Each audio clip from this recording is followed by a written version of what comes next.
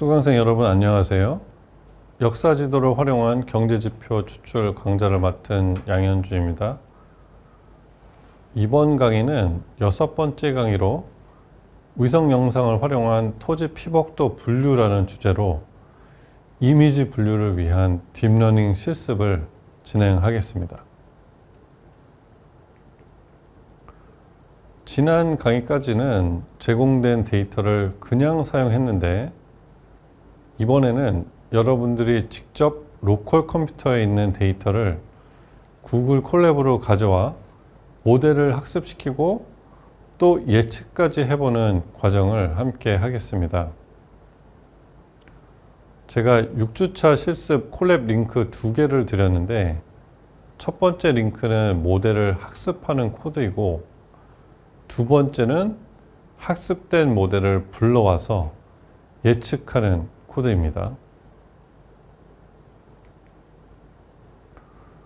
실습에 사용할 데이터는 조원호, 임영호, 박기호 연구원의 2019년 논문 합성곱 신경망을 활용한 딥러닝 기반의 토지 피복 분류에서 제공하는 데이터셋입니다. 즉, 논문에서 사용된 데이터와 실습을 할 데이터는 동일하며 연구자들이 이미 정제하고 구축해 놓은 데이터를 활용할 것입니다. 지난 강의에서 말씀드린 CNN 기억나시죠? 컨볼루셔널 뉴럴 네트워크, 합성곱 신경망이라고 하는데 이미지 처리에서는 거의 표준이라고 보시면 됩니다. 자율주행차가 도로 표지판을 구분하는 것도 스마트폰 얼굴 인식도 의료 영상 판독도 모두 CNN이 기본입니다. 그래서 이번 시간에 하는 이 실습은 단순히 수업용 예제가 아니라 실제 산업 현장에서 쓰이는 핵심 AI 기술과도 바로 연결된다고 보시면 됩니다. 실습은 총 4단계로 진행됩니다. 먼저 구글 콜랩의 GPU 환경을 설정하고 실습에 필요한 위성 이미지 데이터를 업로드하는 데이터 준비 및 환경 설정 단계를 거치겠습니다. 그 다음 FastAI의 데이터 블럭을 활용하여 데이터의 구조를 정의하고 레스넷 아키텍처를 기반으로 한 기본 모델 학습을 수행하여 초기 성능을 확인합니다. 이어서 혼동 행렬을 통해 모델의 취약점을 분석하고 데이터 증강과 같은 튜닝 기법을 적용하여 성능을 끌어올리는 성능 분석 및 향상 과정을 다룰 것입니다. 마지막으로 과적합을 방지하는 조기 종료 기법으로 최적의 모델을 찾아낸 뒤 이를 언제든 다시 사용할 수 있도록 파일로 내보내는 최종 모델 완성 및 저장 단계로 마무리하겠습니다. 이제 본격적으로 콜랩 환경을 준비해 보겠습니다. 첫 번째로 해야 할 것은 런타임 설정입니다. 딥러닝은 연산량이 엄청나서 CPU로는 학습이 정말 느리니 반드시 GPU를 켜야 합니다. 콜랩 상단에서 런타임 유형 변경에 들어가서 하드웨어 가속기를 T4 GPU로 바꿔주세요. 저장하시면 됩니다. 그 다음은 라이브러리 불러오기입니다. 가장 먼저 딥러닝 라이브러리인 FastAI를 불러옵니다. 프린트 명령을 사용해 현재 설치된 FastAI 버전을 확인합니다. FastAI 안에는 여러 모듈이 있는데 이번에 다루는 건 이미지 관련이어서 비전 모듈을 불러옵니다.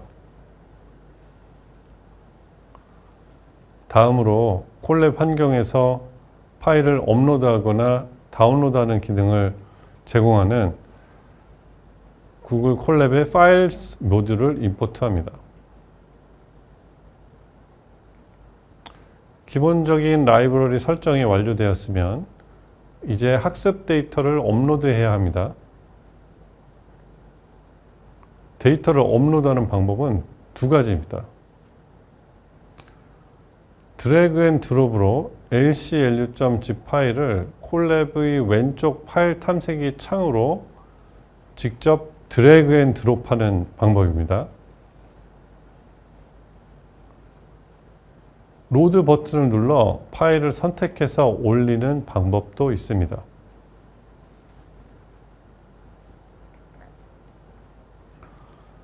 사용하는 웹브라우저 환경에 따라 드래그 앤 드롭이 원활하게 작동하지 않을 수 있습니다. 그럴 때는 파일 탐색기 상단의 파일 업로드 아이콘을 클릭하여 팝업 창에서 lclu.zip 파일을 직접 선택하는 방법을 사용하시면 됩니다.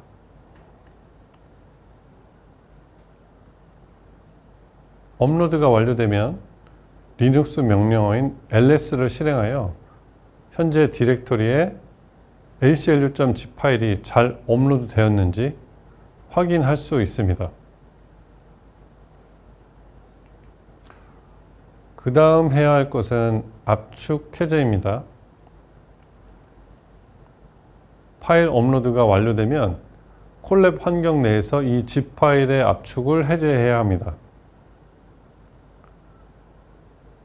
이 데이터 준비 과정에서 몇 가지 오류가 발생할 수 있습니다. 파일명 불일치 오류가 가장 흔합니다. 코드에 지정된 파일명과 실제 업로드한 파일의 이름이 일치하지 않는 경우입니다.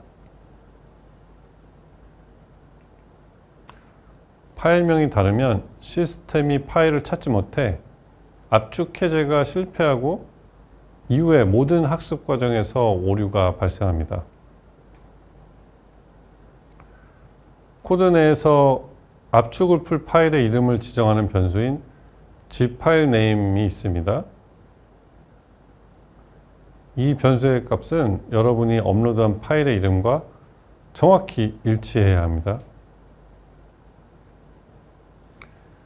예를 들어 만약 lclu1234.zip 이라는 파일을 업로드했다면 코드의 파일명 변수값 역시 lclu1234.zip으로 수정해야 합니다. 다음은 대상 폴더 지정입니다. 압축을 해제할 대상 폴더인 이미지 폴더 네임을 지정합니다. 이 폴더 이름은 자유롭게 지정할 수 있으며 예제 코드에서는 lclu라는 새 폴더를 생성하여 그 안에 압축을 풀도록 설정했습니다. 해당 코드 셀을 실행하면 lclu.zip 파일의 내용물이 lclu 폴더 내에 풀리게 됩니다. 왼쪽의 파일 탐색기에서 새로 고친 버튼을 누르면 lclu 폴더가 생성된 것을 확인할 수 있습니다. 맥OS 사용자의 경우 폴더를 압축하면 시스템 관리 정보를 담은 macOSX라는 숨긴 폴더가 함께 압축될 수 있습니다. 이 폴더는 실제 이미지 데이터를 포함하고 있지 않아 학습 과정에서 오류를 일으킬 수 있습니다. 따라서 콜랩에서 압축을 푼 뒤 macOSX 폴더가 보인다면 학습 시작 전에 해당 폴더를 삭제해 주셔야 합니다. 폴더를 열어보면 Agricultural Land, Forest 등 각 클래스별로 하위 폴더가 생성되어 있고 그 안에 관련 이미지 파일들이 들어있는 구조를 볼 수 있습니다. 이 구조는 꼭 기억하시기 바랍니다. 여러분이 나중에 직접 데이터셋을 만들 때도 클래스명으로 폴더를 만들고 그 안에 이미지를 넣는 방식으로 해야 합니다. 이것이 사실상 표준입니다. 실제로 새로운 분류를 하고 싶을 때는 분류하고자 하는 각 클래스, 예를 들어 고양이, 강아지 등의 이름으로 폴더를 생성합니다. 각 폴더 안에 해당 클래스에 속하는 이미지들을 모두 넣어줍니다. 압축 해제 후 가장 먼저 할 일은 원하는 파일들이 지정된 경로에 모두 정상적으로 있는지 확인하는 것입니다. 데이터가 올바르게 준비되었는지 체크한 후 본격적인 데이터 전처리를 시작합니다. 다음은 데이터 경로 설정 및 파일 확인입니다. 첫 번째 단계는 이미지 파일이 있는 LCLU 폴더의 경로를 변수로 지정하는 것입니다. 그 다음 해당 경로 안에 있는 모든 파일의 목록을 가져와 파일 네임스라는 리스트에 저장을 합니다. 코드를 실행하면 전체 이미지 파일의 개수가 출력되는데 여기서는 총 1500개의 이미지가 있는 것을 확인할 수 있습니다. 파일 네임스의 리스트의 내용을 살펴보면 각 항목이 폴더 경로와 파일명이 조합된 형태로 저장되어 있음을 알 수 있습니다. 리스트의 첫 번째 항목인 파일 네임스에 0에 해당하는 이미지를 실제로 열어보면 데이터셋에 포함된 이미지 중 하나를 직접 눈으로 확인할 수 있습니다. 다음으로 verify images 함수를 사용하여 1500개의 이미지 파일 전체를 검사합니다.